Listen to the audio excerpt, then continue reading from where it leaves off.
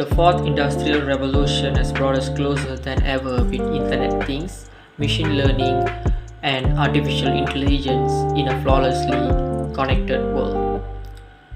Since the late 1990s, according to Link and Helmerson 2000, said mobile phone has become highly vital for daily use. However, by 2014 found that there are certain issues with mobile phone use at schools and colleges since it interferes the educational objective of the institution. According to Al-Barashdi, said that university students are the biggest and the significant target customers and the most ardent smartphone users. Apart from that, according to Dave Cafe 2017 survey to determine the level of students' mobile addiction, said that 90% of the time spent using various internet apps like Facebook, Instagram, and so on and so forth, and remaining 10% spent exploring various websites. Therefore, based on university students' perceptions, opinions, and understandings, this study aimed to identify the university students' smartphone addiction. The problem with university students using their phone excessively is that it can lead to a number of negative consequences. For instance, students may become distracted from their studies or may be less likely to interact with their peers. Additionally, excessive phone use can lead to a mobile addiction, which reduces academic performance and causes other mental health problems. The usage of smartphone raises questions about whether or not this addiction affects student performance. It has been discovered that smartphones can have both beneficial and negative effects on university students, depending on how they are used. Therefore, the objective and the research question of this study are to determine what types of activities students carry out while using smartphone, as well as to measure the amount of time that students use smartphone for learning purpose. The next part, I'll be explaining about the significance and also concept of personalization of our research.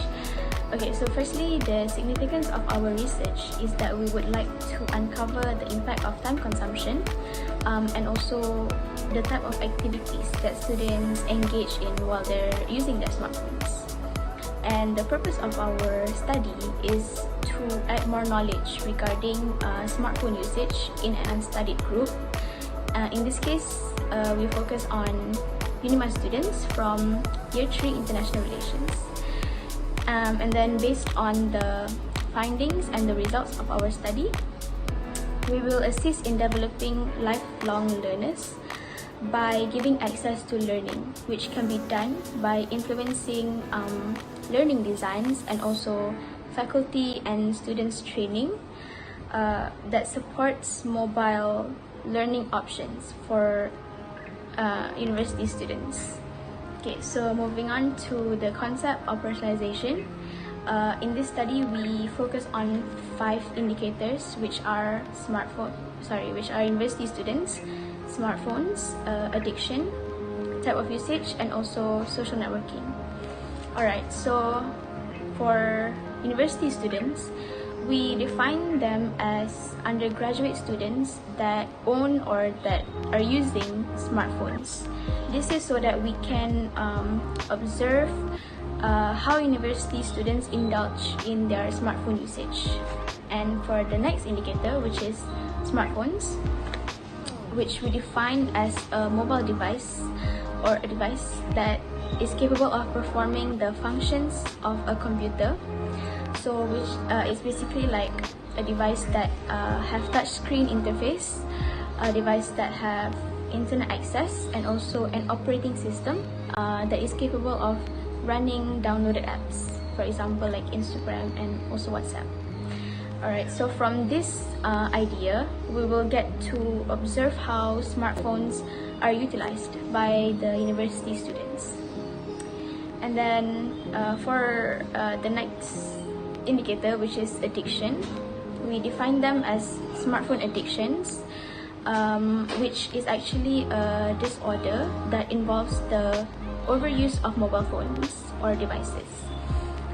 This disorder can be diagnosed by looking at the number of time a user access their devices, or the total amount of time a person spends online in a specific period. Okay, so from this idea or from this focus, we will get to observe what actually makes smartphones addictive among university students. Alright, so the next indicator is type of usage. So this is the part where we will observe specifically what type of activities that students do while they're using their smartphones. So there's a lot of examples like listening to music, taking pictures, texting, and also replying to emails. And last but not least, the indicator for our concept of personalization is social networking. In this study, we define it as how individuals that have similar interests interacts or connect with one another by using their smartphones. Today I want to present about research paradigm, which is the constructivism paradigm in the research paradigm that we apply in this case study. Constructivist researchers use the term hermeneutics more generally, saying hermeneutics to interpret the meaning of something from a certain standpoint or situation. The constructivist paradigm is guided by the basic assumption that knowledge is socially constructed by people, respondents, who participate in the research process, that we, as researchers, should attempt to understand the complex world of lived experience from perspective of respondent. The constructivist paradigm emphasizes that our research is the product of the values of the researchers that cannot be independent of them. Epistemology, which is subjectivism, incorporates assumption from arts and humanities, asserting that social reality is made from the perceptions and consequent actions of social actors. We as subjectivist researchers are interested in the different opinion given by our respondent and the narrative that can help account for different social realities. Therefore, we try to understand the opinions or perceptions of university students on the use of smartphones. Next is ontology. Reality is socially constructed. Therefore, multiple mental constructions can be apprehended, some of which may conflict with each other, and perceptions of reality may change throughout the process of the study. Hence, the use of smartphone is socially constructed phenomenon that means different things to different people. So the last one is archaeology. As constructivist researchers, we are expected to adhere to the basic principle of ethics. We put forth the criteria for rigor as trustworthiness and authenticity, including balance or fairness, ontological authenticity, educative authenticity, catalytic authenticity, and tactical authenticity on the loose. Next is a research approach, which is qualitative analysis we use as the research methodology in the study. Only through interaction with the researchers and minima students that can be implemented in correspondence with assumptions about the social construction of reality in our research. This interactive approach is sometimes referred to as hermeneutical and dialectical because it aims to gather multiple perspectives that produce better interpretations of meanings, hermeneutical, and compares and contrasts them through a dialectical exchange involving the juxtaposition of opposing ideas, which compels participants to evaluate their initial position. Thank The research design we use in this study is phenomenology study. This study emphasizes the conscious experience as a way of understanding reality around us. In this research, we concern the systematic analysis and reflection of the use of smartphone, which associated with conscious experience such as university students' perceptions, judgment, understandings, opinion, and actions. Our respondents' experiences described in the form of narrative or using emergent themes.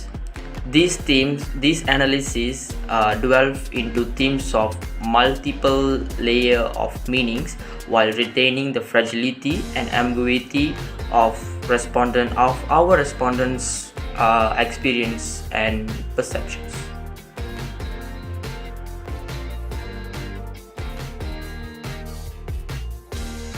Assalamualaikum everyone.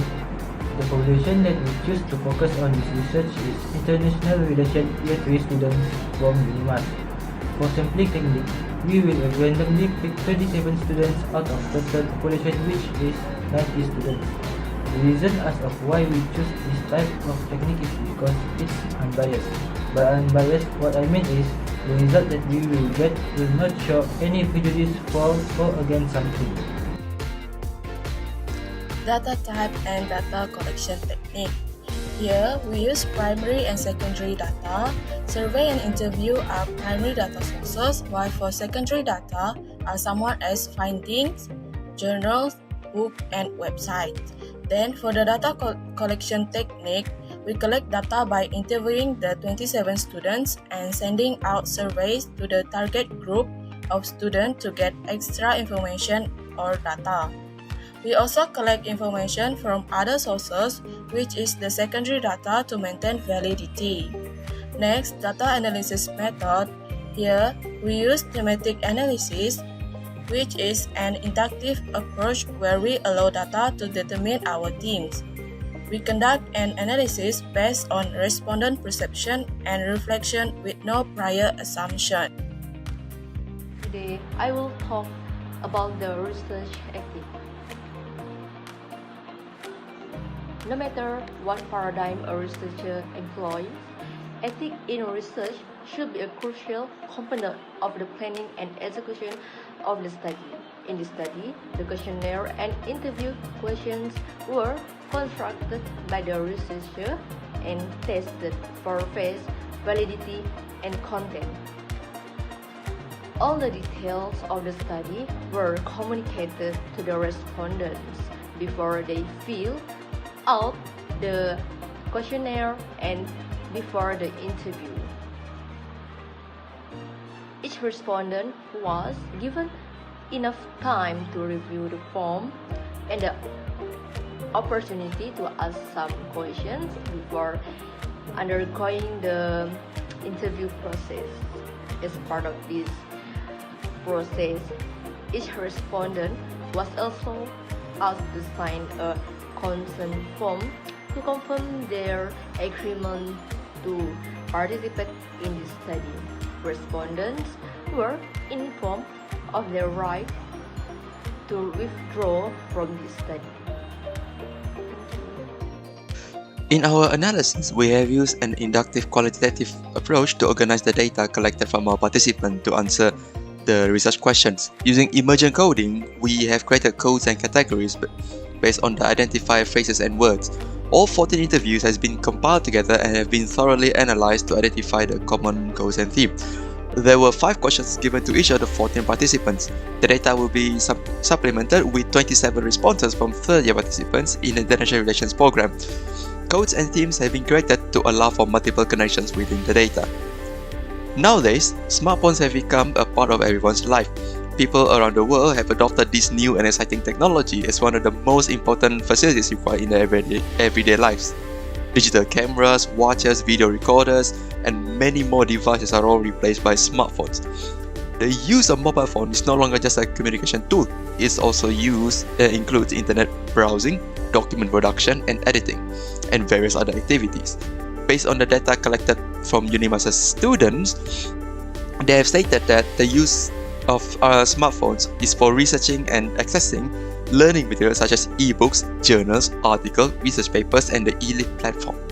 They also stated that By using a smartphone, it was easier for them to search for information related to their assignment. From the data collected, Unimasa students state that they can use their smartphone during class to find answers during Q&A session with the lecturer and for class activities that require research over the internet. The students usually use their smartphone to check emails from Microsoft Outlook and their lecturer. The result of the analysis of the level of smartphone use show that majority of the students say that they have been using a smartphone for more than 6 hours. This is because they have stated that they use it to find some information that is related to the assignment and to search for important materials related to the topic that they learned during the class. Last but not least, smartphones are frequently used by Unima students for entertainment purposes.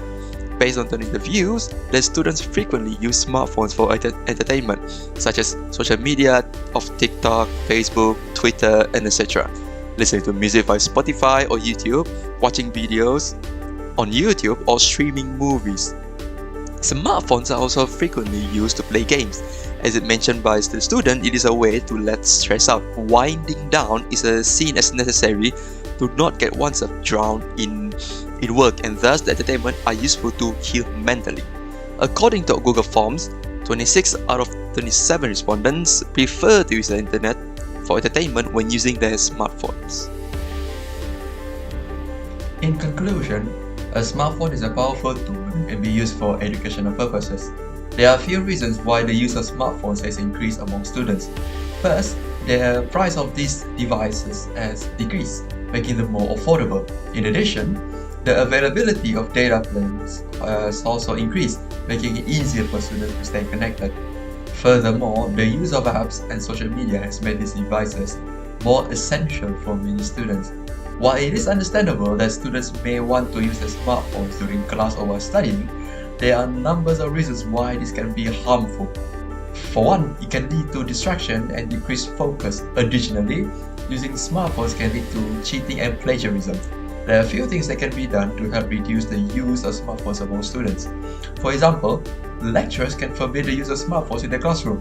To address the negative consequences of smartphone use, some universities have implemented policies to limit the use of the devices. For instance, some universities have banned the use of phones during class. Other universities have implemented rules about when and where students can use their phones. By doing this, we can hope to reduce the negative impact of smartphone use and encourage more positive outcomes.